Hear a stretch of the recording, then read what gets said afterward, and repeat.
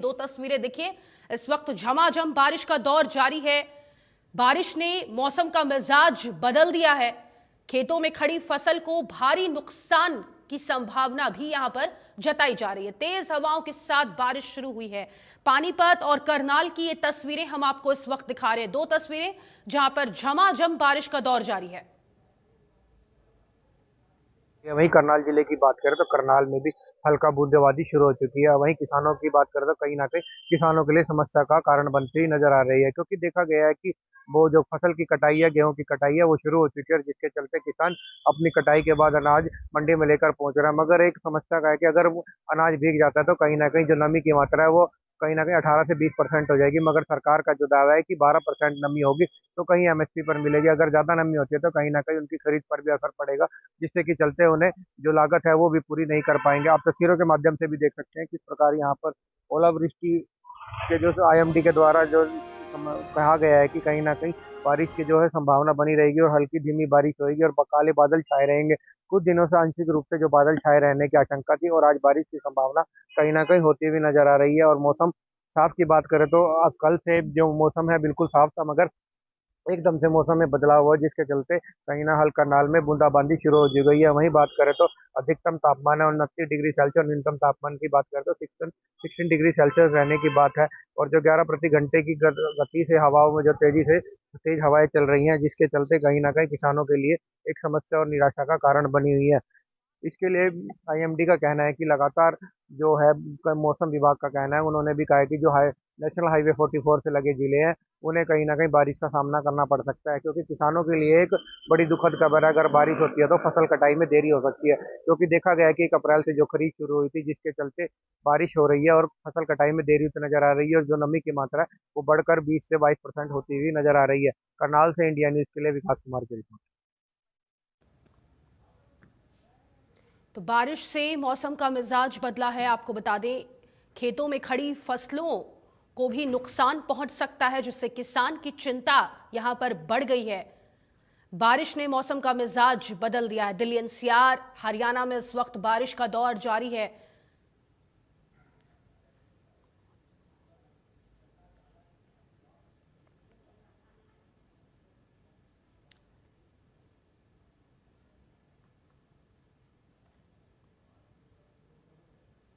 और फरीदाबाद की bureau chief पूजा शर्मा इस वक्त हमारे साथ लाइव जुड़ चुकी है। उनका रुख करेंगे। पूजा, जिस तरीके से मौसम का मिजाज बदला है फरीदाबाद में, इस वक्त किस तरीके का मौसम, तस्वीरें दिखाइए।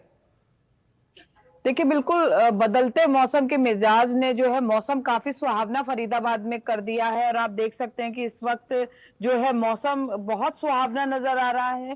पेड़ों पर अलग जो है रौनक दिखाई दे रही है, क्योंकि गर्मी, उमस और पॉल्यूशन तीनों से फरीदाबाद वासियों को इस बरसात से राहत मिली है। लेकिन कहीं ना कहीं किसानों की, देखिए, क्योंकि फसलों की खरीद चल रही है, फसलों की कटाई है, तो ऐसे में किसानों की चिंताएं जरूर बढ़ गई हैं। लेकिन जैसा माना जा रहा था कि मार्च में बारिश से, गर्मी से राहत मिली थी, और अप्रैल में गर्मी जो है अपने तेवर तीखे दिखा सकती है। लेकिन अप्रैल की शुरुआत में ही जिस तरह से बरसात हो रही है, हालांकि मौसम विभाग का पूर्वानुमान था और उसी के अनुसार आज जिस तरह से बरसात हुई, तेज हवाएं चल रही हैं, साथ में जो है बिजली जो है वो कड़क रही है, तो ऐसे में लोगों को राहत महसूस हो रही है।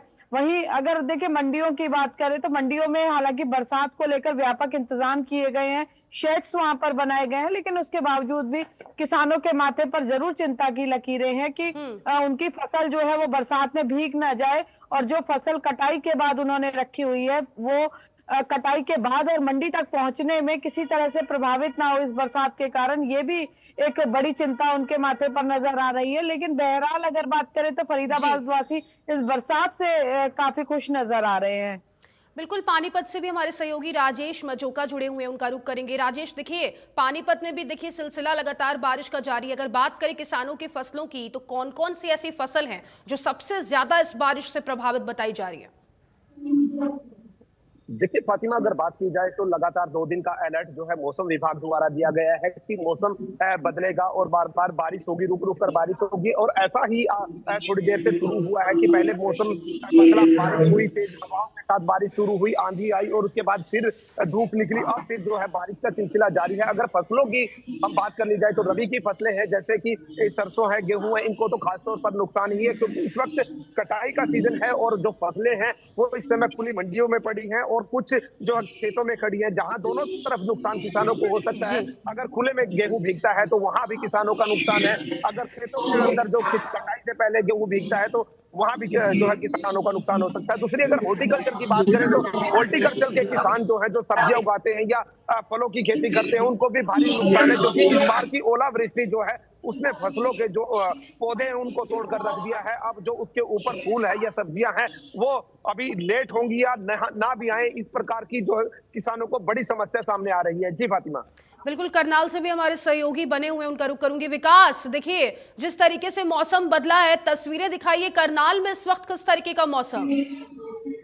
मैं आपको तस्वीरों के माध्यम से दिखाता हूँ। देखिए किस प्रकार यहाँ पर लगातार है सुबह से जो बूंदाबांदी शुरू हो गई थी, क्योंकि लगातार देखने को मिल रहा है कि पहले कल खिलखिलाहट धूप निकली हुई थी, मगर एकदम से मौसम बदला और लगातार जो है धीरे धीरे दबके बारिश हो रही है। मगर आप तस्वीरों के माध्यम से भी देख सकते हैं किस प्रकार लगातार बारिश हो रही है, इसके चलते कहीं ना कहीं किसानों को सामना करना पड़ सकता है, क्योंकि फसल की कटाई पूरी तरीके से खड़ी है और इसमें देरी हो सकती है, जिसके चलते और किसान कह रहे हैं कि अगर ज्यादा दिन बारिश हो सकती है तो हमारी फसलों का नुकसान होता है और जो हमारी लागत है वो भी हम पूरी नहीं कर पाएंगे।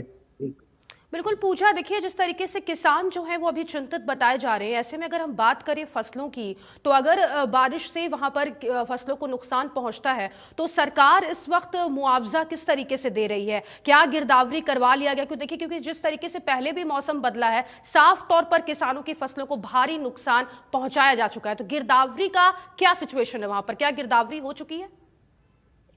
बिल्कुल, देखिए फातिमा, अभी बारिश रुकी हुई थी और बारिश फिर से शुरू हो गई है और इसे लेकर जो है किसान जो चिंतित हैं उसको लेकर सरकार जो है लगातार कह रही है कि किसानों को घबराने की जरूरत नहीं है और क्षतिपूर्ति पोर्टल जो है वो इसीलिए बनाया गया है और जिन किसानों का मेरा फसल मेरा ब्यौरा पर रजिस्ट्रेशन है उन्हें जो है उनकी गिरदावरी करवाकर जो भी उनका नुकसान है वो उन्हें दिया जाएगा। बिल्कुल पूरी तरह से जो है सरकार संकल्पबद्ध नजर आ रही है और किसानों को उसका लाभ भी मिलेगा अगर उनकी फसल को कोई नुकसान भी पहुंचता है। तो ऐसे में किसान जो है वो फसल को नुकसान होने के बाद उन्हें मुआवजा मिलता है या नहीं मिलता है, अभी इस बात की चिंता छोड़कर वो इस बात को लेकर चिंतित नजर आ रहे हैं कि फसल जो है उसकी नमी को लेकर उनकी गुणवत्ता फसल की प्रभावित ना हो, इसके लिए वो अपने स्तर पर जो इंतजाम कर सकते हैं वो तो वो कर ही रहे हैं।